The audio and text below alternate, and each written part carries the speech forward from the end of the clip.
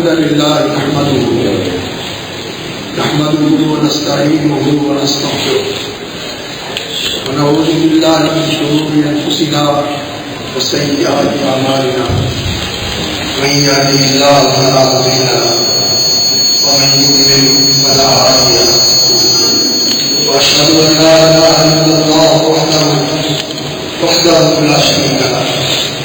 وأشهد أن محمدا عبده ورسوله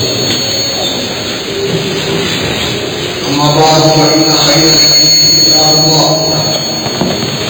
وخير الهدي هدي محمد صلى الله عليه وسلم وكل محدثة بدعة وكل بدعة ضلالة وكل ضلالة في النار. أعوذ بالله السميع العليم من الشيطان الرجيم.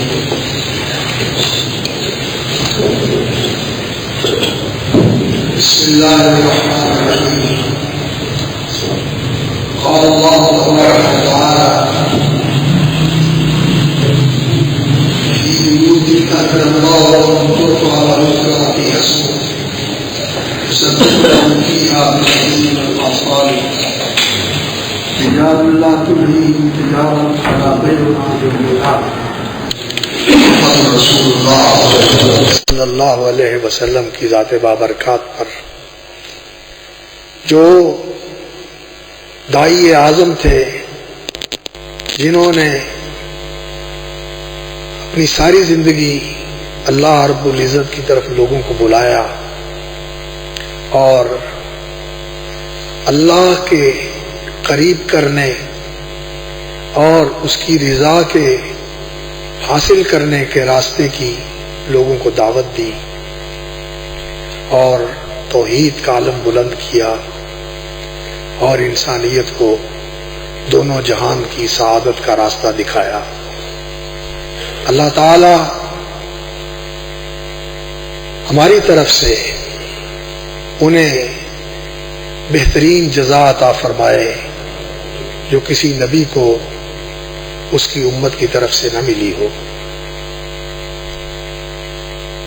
برادران و خواہران اسلام، حضرات و خواتین، سامعین و حاضرین کرام، انسان کی تخلیق اللہ رب العزت کا بہت بڑا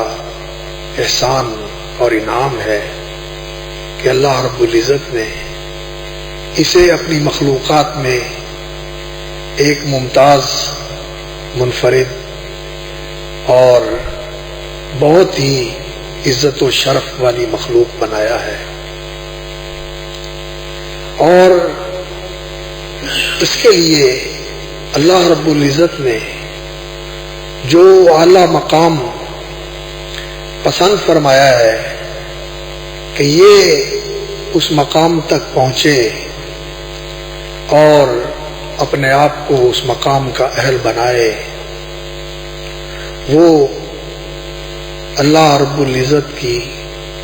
رضا اور رحمت کا گھر جنت الفردوس ہے کہ انسان جنت الفردوس کا وارث بنے اور اس کی بادشاہت، لازوال بادشاہت کا حقدار بنے. اور اس کے لیے اللہ رب العزت نے انبیاء اور رسل صلوات اللہ وسلامہ علیہم ان کا سلسلہ شروع فرمایا اور انہیں اپنی طرف سے وحی کے ذریعے وہ کامل اور مکمل ہدایت عطا فرمائی جس سے انسان کی یہ دنیاوی زندگی بھی سنورتی اور سدھرتی ہے اور اس کے ساتھ انسان کی موت کے بعد والی زندگی، پہلا مرحلہ برزخ کی زندگی کا جو عالم قبر کی زندگی ہے اور دوسرا مرنے کے بعد دوبارہ زندگی، حیات بعد الموت، حشر اور نشر کی زندگی، یہ دونوں زندگیاں اچھائی والی، بہتری اور بھلائی والی بن جاتی ہیں۔ ایسی ہدایت نصیب فرمائی۔ اور ان انبیاء علیہ الصلوۃ والسلام نے اپنی زندگیوں کے اندر لوگوں تک ہدایت کا یہ پیغام پہنچایا، اور اس ہدایت کے پیغام کو لوگوں تک پہنچانے کے لیے انہوں نے مراکز قائم کیے اور اللہ کی عبادت کے گھر بنائے۔ اللہ رب العزت نے قرآن مجید میں یہ بیان فرمایا ہے، ان اول بیت وضع للناس للذی ببکۃ مبارکا وہدی للعالمین، سب سے پہلا گھر جو لوگوں کے لیے بنایا گیا وہ بابرکت گھر ہے جو مکے میں واقع ہے۔ ان اول بیت وضع للناس للذی ببکہ مبارکا، وہ برکتوں کا مرکز ہے۔ ہر وقت اللہ رب العزت کی طرف سے رحمتوں اور برکتوں کا وہاں نزول ہوتا ہے۔ وہدی للعالمین، اور وہ لوگوں کے لیے ہدایت کا مرکز ہے۔ اللہ رب العزت نے اس گھر کو ہدایت کا مرکز بنایا، اور ہادی عالم محمد الرسول اللہ صلی اللہ علیہ وسلم کو مبعوث فرمایا تو سارے عالم کی ہدایت کے لیے آپ صلی اللہ علیہ وسلم کو ہادی برحق بنایا، اور آنے والے سارے زمانوں کے لیے آپ صلی اللہ علیہ وسلم کو نبی اور رسول بنا کر بھیجا۔ اور آپ کی رسالت و نبوت دائمی اور عالمگیر ہے، اور آپ کا پیغام ساری انسانیت کے لیے ہے۔ تو رسول اکرم صلی اللہ علیہ وسلم کی دعوت کا پہلا مرکز بیت اللہ تھا، جہاں 13 سال آپ صلی اللہ علیہ وسلم نے گزارے اور اللہ کی توحید کا پیغام پہنچایا، اور انسانوں کو انسانیت کی راہ دکھائی، اور انہیں دونوں جہان کی سعادت سے ہمکنار ہونے کے لیے آپ صلی اللہ علیہ وسلم نے رہنمائی فرمائی۔ اور پھر اس کے بعد آپ صلی اللہ علیہ وسلم نے ہجرت فرمائی اور مدینہ منورہ تشریف لے گئے، اور وہاں جا کر آپ صلی اللہ علیہ وسلم نے جہاں قیام فرمایا، مسجد قباء کے پاس رہنے والے انصار کے پاس، تو وہاں اپنا گھر نہیں بنایا، لیکن وہاں مسجد کی تعمیر فرمائی۔ مدینہ منورہ میں جا کر جہاں قیام کیا وہاں مسجد قباء قائم کی، اور یہ وہ مسجد تھی جس کی بنیاد تقوی کے اوپر رکھی گئی۔ اور پھر کچھ دن وہاں گزارے، اور وہاں سے مدینہ کی طرف آپ صلی اللہ علیہ وسلم آگے بڑھے، اور آپ صلی اللہ علیہ وسلم اونٹنی پر سوار تھے، اور ہر ایک گھر سے یہ صدا بلند ہو رہی تھی کہ آپ ہمارے ہاں شرف بخشیں اور نزول فرمائیں، تشریف لائیں۔ رسول اکرم صلی اللہ علیہ وسلم نے فرمایا، اسے چھوڑ دو، میری اونٹنی کا راستہ نہ روکو، یہ جہاں اللہ کا حکم ہوگا وہاں بیٹھے گی۔ تو اونٹنی ابو ایوب انصاری کے گھر کے پاس آ کر، جس کے جو مسجد کے قبلے میں واقع تھا اور اس کے سامنے مسجد نبوی کی جگہ بننے والی تھی، وہاں آ کر اونٹنی بیٹھ گئی۔ تو رسول اکرم صلی اللہ علیہ وسلم نے ابو ایوب انصاری رضی اللہ تعالیٰ عنہ کے گھر میں تشریف فرما ہوئے، اور اپنا گھر بنانے سے پہلے مسجد نبوی کی جگہ حاصل کی اور مسجد نبوی کی تعمیر کی۔ اور مسجد نبوی کی تعمیر میں رسول اکرم صلی اللہ علیہ وسلم خود بنفس نفیس شریک ہوئے، پتھر اٹھا رہے ہیں، مٹی نکال رہے ہیں، اور جو کارکن مسجد کی تعمیر کے اندر لگے ہوئے ہیں ان کے ساتھ خود رسول اکرم صلی اللہ علیہ وسلم بھی شریک عمل ہے۔ لوگ کہتے ہیں کہ آپ تشریف فرما ہو، ہم خادم حاضر ہیں، آپ نے فرمایا یہ اجر کا کام ہے، میں بھی اس میں شریک ہونا چاہتا ہوں۔ اور رسول اکرم صلی اللہ علیہ وسلم پتھر بھی اٹھا کے لا رہے ہیں، مٹی بھی نکال رہے ہیں، تو آپ صلی اللہ علیہ وسلم نے اپنا گھر بنانے سے پہلے مسجد بنائی، اور اس کے بعد مسجد کے پڑوس میں ہی آپ صلی اللہ علیہ وسلم نے اپنے لیے سکونت اور رہائش کے گھر بنائے۔ اس سے معلوم ہوتا ہے کہ اللہ رب العزت نے ہدایت کے مراکز کے لیے مسجدوں کو ہدایت کا مرکز بنایا ہے، اور بہت ہی خوشی اور مسرت اور فرحت و انبساط کا یہ موقع ہے کہ الہدا کے نام سے اس ستارہ گولڈ آبادی کے اندر، اس فیز 2 کے اندر اللہ کی توفیق سے یہ ایک نیا مرکز ہدایت وجود میں آیا ہے۔ اور مسجدیں یہ روئے زمین پر اللہ رب العزت کو سب سے محبوب جگہ ہوتی ہیں، جو انسانوں کو بڑی بڑی عالی شان یادگاریں جنہیں لوگ عجوبہ روزگار بتاتے ہیں، اللہ کے ہاں ان کی کوئی قیمت نہیں۔ اور اسی طرح بڑے بڑے شاپنگ مالز اور ٹریڈ سینٹر جہاں لوگ دولت کماتے ہیں اور بیٹھ کر بڑا سرمایہ بڑھاتے ہیں، اللہ رب العزت کے ہاں ان کی کوئی قیمت نہیں۔ اللہ کے ہاں احب البلاد الی اللہ، سب سے زیادہ محبوب جگہ وہ مسجد ہے، جہاں سے اسلام کی دعوت کا اعلان ہوتا ہے اور لوگوں کو اللہ کے سامنے جھکنے کے لیے بلایا جاتا ہے، اور جہاں آ کر لوگ اللہ رب العزت سے اس کی بارگاہ میں شرف باریابی حاصل کرتے ہیں اور اس سے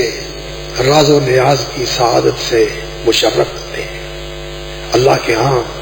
سب سے بہترین جگہ یہ مسجد ہے، اور اس مسجد میں آنے والا اللہ کا مہمان ہوتا ہے، اور اللہ رب العزت اس کی مہمانی کے لیے جنت میں ریفریشمنٹ تیار کرتے ہیں۔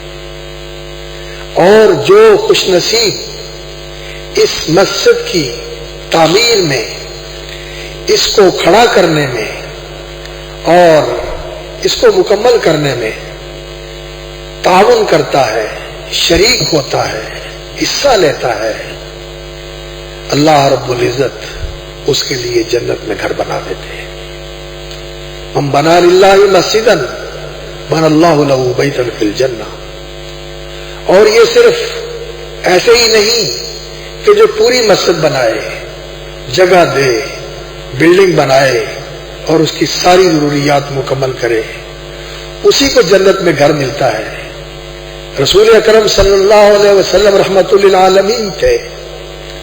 جہاں وہ مالداروں کے نبی اور رسول تھے اور ان کے لیے رحمت تھے، وہاں وہ متوسط طبقے کے لوگوں کے لیے، میڈیاکر جو ہیں، ان کے لیے بھی نبی رحمت اور رسول رحمت تھے، اور اسی طرح فقراء اور مساکین کے لیے بھی وہ نبی رحمت اور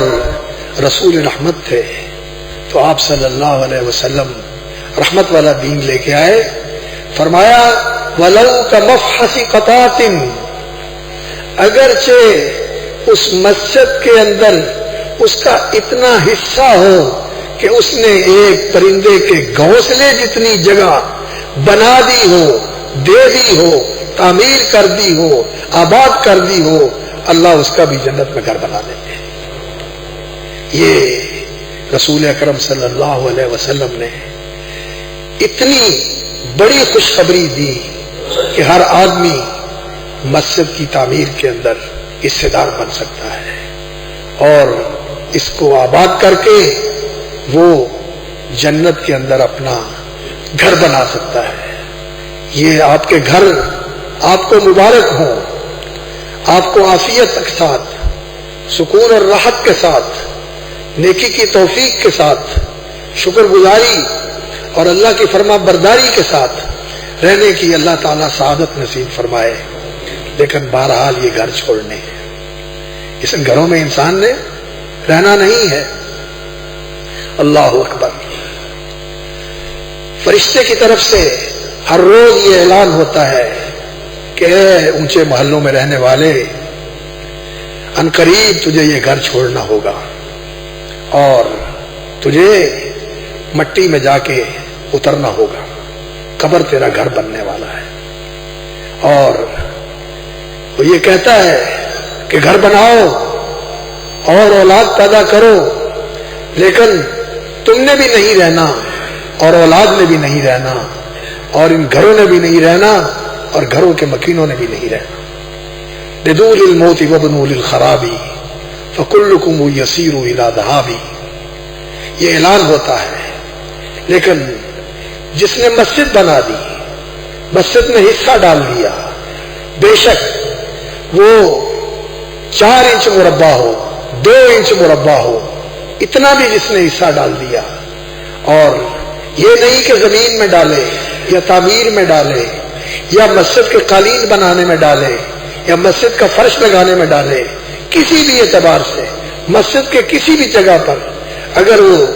2 انچ مربع یا 4 انچ مربع یا 6 انچ مربع جگہ کے اوپر خرچ کر دیتا ہے تو اللہ رب العزت اس کے لیے جنت میں گھر بنا دیتا ہے۔ اور جنت کا وہ گھر، اللہ اکبر، وہ ایسا گھر نہیں ہوگا جس میں آپ نے ماربل لگایا ہے یا جس میں آپ نے پائلنگ کروائی ہے اور اسے باہر سے امپورٹڈ ایسیسریز کے ساتھ اسے آراستہ کیا ہے۔ اللہ اکبر۔ جنت کا وہ گھر ہے جو موتیوں کا بنا ہوا ہے، سونے چاندی کا بنا ہوا ہے، جس کی زمین کو اللہ رب العزت نے کستوری کا بنایا ہوا ہے، اور وہاں زندگی ایسی راحت، سکون اور آرام کی زندگی ہے کہ ہمیشہ جوانی رہے گی، ہمیشہ صحت رہے گی، ساری قوتیں بحال رہیں گی، ساری نعمتیں قائم رہیں گی، ساری خوشیاں موجود رہیں گی، اور نہ کوئی ماضی کا پچھتاوا ہوگا، نہ کوئی مستقبل کا اندیشہ ہوگا، اور اپنے پیاروں کے ساتھ اللہ رب العزت وہاں رہنا نصیب کرے گا۔ اللہ تعالی ہم سب کو نصیب فرمائے، اور اللہ تعالی ہم سب کے لیے والدین، بیوی بچوں سمیت اور بہن بھائیوں سمیت، عزیز و اقارب اور دوست احباب سمیت جنت میں ہمارے گھر بنا دے اور جنت کے وارثوں میں ہمیں شامل فرما دے۔ اور بھائیوں، یہ بہت بڑی سعادت ہے۔ اللہ رب العزت نے اس کا حکم دیا ہے کہ مسجدیں بنائی جائیں، اذن اللہ ان ترفع، انہیں بلند کیا جائے۔ بلند کرنے کا معنی یہ ہے کہ مسجد کو تعمیر کیا جائے، مسجد کی تعمیر کی جائے، عمارت بنائی جائے، اس کی بلڈنگ بنائی جائے، اسے وجود میں لایا جائے، اسے کھڑا کیا جائے۔ اور دوسرا اس کا معنی یہ ہے کہ ان ترفع، کہ اس کو اونچا مقام دیا جائے۔ زمین پر سب سے محبوب جگہ اللہ کے گھر مسجدیں ہیں، اور سب سے مقدس اور محترم مقام اللہ کے گھر یہ مسجدیں ہیں۔ دل میں ان کی عظمت ہونی چاہیے، اور جو لوگ ان سے وابستہ ہیں ان کا احترام اور ان کی تکریم ہونی چاہیے، حتیٰ کہ وہ مسجد کا خدمت گار ہی کیوں نہ ہو، جو صفائی کرنے والا ہے اس کی بھی عزت کرنی چاہیے، کیونکہ مسجد کی صفائی یہ کوئی چھوٹا کام نہیں ہے۔ حضرت ابراہیم خلیل اللہ اور ان کے لخت جگر اسماعیل ذبیح اللہ علیہ الصلاۃ والسلام، ان دونوں کو اللہ رب العزت نے حکم فرمایا تھا، طہرا بیتیا، میرے اس گھر کو صاف رکھے، للطائفین والعاکفین، طواف کرنے والوں کے لیے، اعتکاف کرنے والوں کے لیے، رکوع اور سجود کرنے والوں کے لیے۔ یہ نبیوں کا کام ہے، مسجدیں بنانا بھی نبیوں کا کام ہے، اور مسجدوں کو صاف رکھنا یہ بھی نبیوں کا کام ہے۔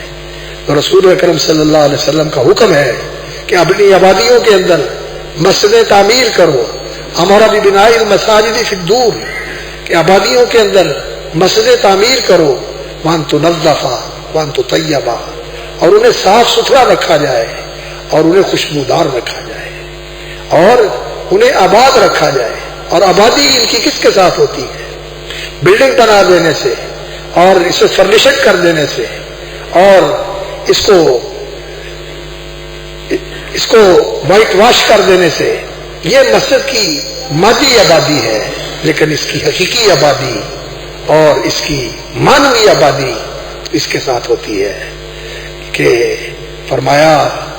اذن اللہ ان ترفع ویذکر فی اسمہ کہ یہاں اللہ کا نام لیا جائے، اللہ کا ذکر کیا جائے، اللہ کو یاد کیا جائے. یسبح له فیہا بالغدو والآصال، ان میں صبح و شام اللہ کی تسبیح کریں. اللہ کے بندے، اللہ کے وہ بندے جنہیں اللہ نے یہ سعادت بخشی ہے کہ لا تلہیہم تجارۃ ولا بیع عن ذکر اللہ، کہ دنیا کے کام دھندے، مشغولیتیں اور ان کی مصروفیتیں لا تلہیہم تجارۃ ولا بیع عن ذکر اللہ، خرید و فروخت اور اپنے دوسرے مشاغل اللہ کی یاد سے غافل نہیں کرتے. وإقام الصلاۃ وإیتاء الزکاۃ اور وہ نماز قائم کرتے ہیں اور زکوٰۃ ادا کرتے ہیں. تو مسجد نماز کی جگہ ہے، مسجد میں آ کے نماز پڑھنی چاہیے. اور جو آدمی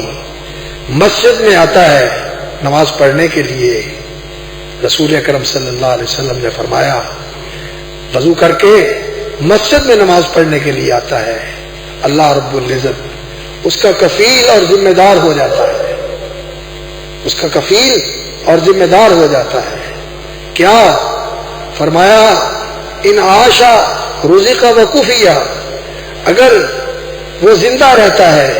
تو اللہ تعالیٰ اس کے رزق کا کفیل اور ذمہ دار ہے اور اس کے کاموں کے لیے کافی، اور اللہ رب العزت ان کا بھی ذمہ دار ہے کہ اس کے کام بھی آسان کر دے. وَإِن مَاتَ اور اگر اسے موت آ جاتی ہے تو اللہ تعالیٰ اسے جنت میں داخل فرمائے. ادخلہ اللہ الجنہ. مسجد میں آنا یہ اتنی بڑی سعادت کی بات ہے. اور مسجد میں آ کے بیٹھنا یہ وقت انسان کی زندگی کا سب سے قیمتی وقت ہے کہ انسان اللہ کی بارگاہ میں آیا ہوا ہے، اللہ کا مہمان بنا ہوا ہے. اور جب وہ نماز پڑھتا ہے تو اللہ رب العزت اپنی رحمتوں اور اپنی عنایتوں کے ساتھ اس کے روبرو ہوتے ہیں. اور جب وہ نماز پڑھتا ہے تو وہ اپنے رب سے گفتگو کرتا ہے. اس لیے مسجد کے اندر آ کے انسان کو فوراً ذکر کے اندر مشغول ہو جانا چاہیے اور دنیاوی بات چیت سے اپنے آپ کو محفوظ رکھنا چاہیے، دور رکھنا چاہیے. صرف انسان قرآن کی تلاوت کرے، نماز پڑھے، اللہ کا ذکر کرے اور کسی کام میں مشغول نہ ہو. مسجد میں آئے تو اللہ کی عبادت کے اندر مشغول ہو جائے. اور مسجد کے اندر زکوٰۃ کا بھی انتظام کرنا چاہیے تاکہ زکوٰۃ جمع کی جائے، اور اگر علاقے کے اندر مستحق ہیں تو ان کی کفالت کی جائے. نہیں تو جو ضرورت مند جگہ ہیں، دین کے مراکز ہیں، وہاں تک اس کا سلسلہ جو ہے وہ پھیلایا جائے اور ان کو سپورٹ کیا جائے. تو نماز کا اور زکوٰۃ کا مرکز ہوتی ہیں مسجدیں. اور جب تک انسان مسجد میں رہتا ہے، باوضو رہتا ہے، کسی کو اذیت نہ دے،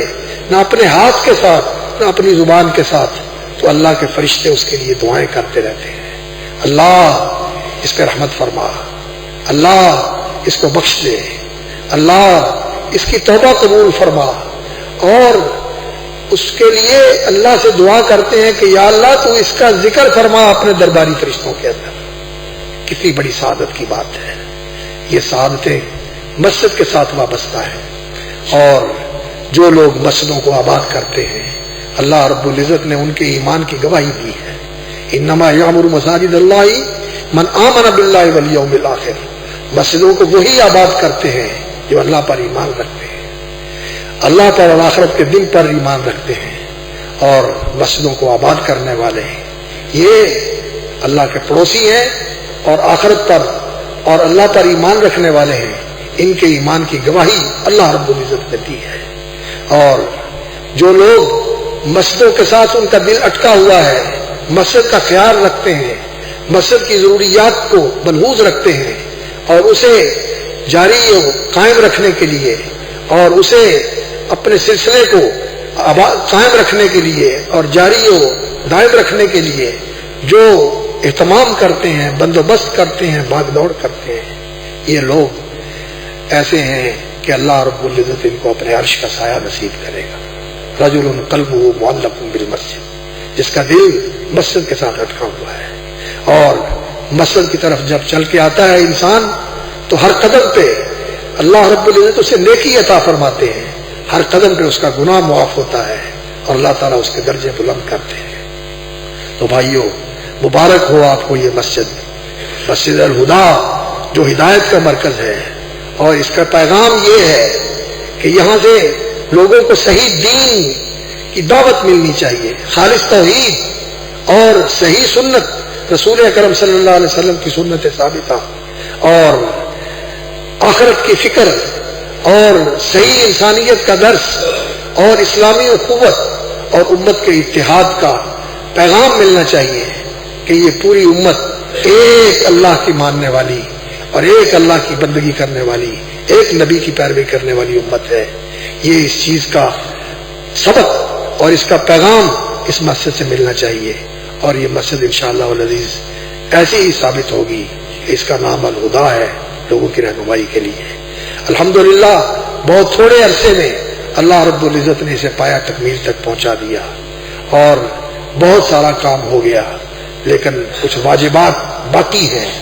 اور جن احباب نے بھاگ دوڑ کر کے اس سلسلے کو مکمل کیا ہے وہ بہت ہی قابل تحسین ہے اور مبارکباد کے مستحق ہیں کہ اللہ نے ان سے یہ سعادت، انہیں اس سعادت سے بہرہ مند فرمایا، لیکن ہمیں انہیں تنہا نہیں چھوڑنا چاہیے، ان سے رابطہ کر کے بھائی عمران صاحب اور قاسم صاحب، قاسم مختار صاحب اور دوسرے ان کے رفقا، ان سے پوچھنا چاہیے کہ جو ضرورت ہے اور بوجھ ہے اسے ختم کرنے کے لیے، اسے ہلکا کرنے کے لیے آگے بڑھنا چاہیے، اور اس مسجد کی مانوی تعمیر اور مادی تعمیر کے اندر شریک اور حصے دار بننا چاہیے اور اپنے لیے جنت میں گھر بنانا چاہیے، اور اس مسجد کی عزت و تکریم کرنی چاہیے، دل میں بھی مسجد کی عزت و تکریم ہو، اور جو مسجد کے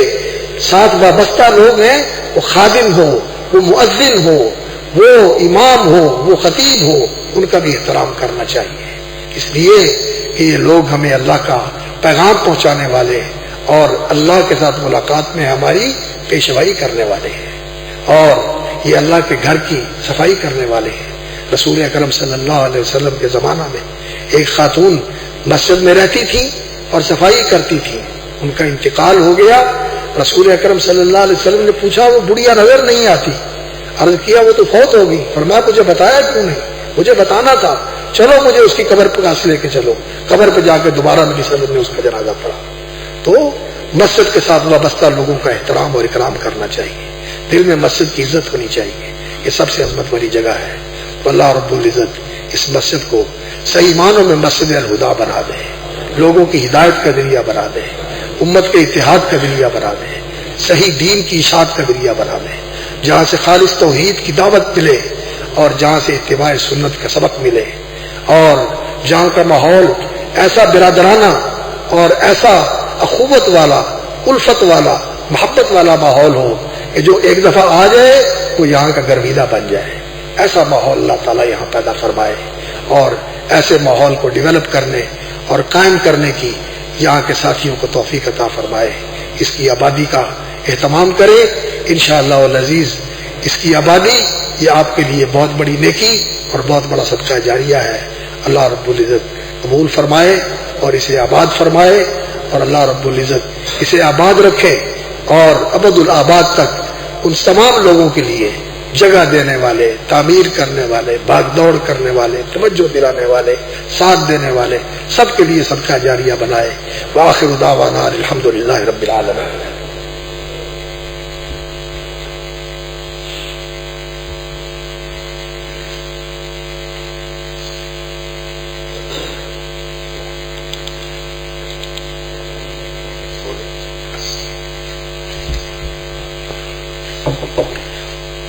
ان الحمد للہ نحمده ونستعینه ونستغفره ونعوذ باللہ من شرور انفسنا وسیئات اعمالنا من يهده الله فلا مضل له ومن يضلل فلا هادي له واشهد ان لا الہ الا اللہ وحدہ لا شریک له واشهد ان محمدا عبدہ ورسولہ۔ ماشاءاللہ آپ سب جانتے ہیں کہ جب انسان مسجد میں داخل ہوتا ہے بسم اللہ اللہم صلی علی محمد، بسم اللہ والصلاۃ والسلام علی رسول اللہ، اللہم افتح لی ابواب رحمتک، اللہ میرے لیے رحمتوں کے دروازے کھول دے۔ مسجد میں آنے سے انسان اللہ کی رحمتیں سمیٹتا ہے اور اللہ کی رحمتوں سے مالا مال ہوتا ہے، اور رحمتوں سے دامن بھر کے جب انسان باہر نکلتا ہے تو بسم اللہ والصلاۃ والسلام علی رسول اللہ یا بسم اللہ اللہم صلی علی محمد اللہم انی اسألک من فضلک، یا اللہ میں تیرا فضل مانگتا ہوں، مجھے اپنے فضل سے مالا مال فرما دے۔ اور ایک الفاظ میں اللہم افتح لی ابواب فضلک، اللہ اپنے فضل کے دروازے میرے لیے کھول دے۔ یہ دعا پڑھ کے مسجد میں آنا چاہیے۔ پہلے دایاں پاؤں اندر رکھیں داخل ہوتے وقت، اور نکلتے وقت الٹا پاؤں پہلے باہر نکالیں، اور مسجد میں آئیں تو 2 رکعت پڑھے بغیر نہ بیٹھیں۔ جمعے کا خطبہ ہو رہا ہو پھر بھی 2 رکعت پڑھ کے بیٹھیں، مسجد میں 2 رکعت پڑھے بغیر نہ بیٹھیں، جون سا بھی وقت ہو۔ یہ مسجد کا حق ہوتا ہے کہ اللہ کے گھر میں آیا ہوا ہے، اور مسجد کو گزرگاہ نہیں بنانا چاہیے کہ آیا اور چکر لگا کے چلا گیا، نہیں، مسجد میں نماز پڑھ کے جانا چاہیے۔ جو فرضی نماز کے لیے آتا ہے گھر سے وضو کر کے، اللہ اس کو ایسے ثواب دیتے ہیں جیسے بیت اللہ کا حج کرنے والا حاجی احرام باندھ کے جاتا ہے، اللہ تعالیٰ اس کو ایسے ہی ثواب عطا فرماتے ہیں۔ اور جو ضحیٰ کی نماز ادا کرنے کے لیے مسجد کی طرف آ کے جو چاشت کی نماز ہے وہ نوافل ادا کرنے کے لیے مسجد میں آتا ہے وضو کر کے گھر سے، اللہ تعالیٰ اس کو ایسے ثواب عطا فرماتے ہیں جیسے وہ عمرے کے لیے احرام باندھ کے جا رہا ہے۔ تو بھائیوں، یہ سعادتیں ہیں جو مسجدوں کے ساتھ وابستہ ہیں، اللہ تعالی ہمیں انہیں حاصل کرنے کی توفیق عطا فرمائے۔ اللہم صلی علی محمد وعلی آل محمد وبارک علی محمد وعلی آل محمد کما صلیت وبارکت علی ابراہیم وعلی آل ابراہیم انک حمید مجید۔